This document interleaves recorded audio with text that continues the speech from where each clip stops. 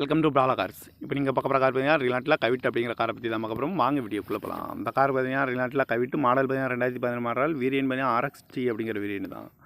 Owner பார்த்தீங்கன்னா ஒரு owner இருக்காங்க. இது ஒரு பெட்ரோல் வண்டி தான். கிலோமீட்டர் பார்த்தீங்கன்னா 60,998 கிலோமீட்டர் ரன்னிங் ஆகிருக்கு. இன்சூரன்ஸ் மாட்டிங்கன்னா இல்லை அப்படின்னு இருக்காங்க. இதுக்கு FC பார்த்தீங்கன்னா லைவில் இருக்குது. ஏசி வந்துடும்.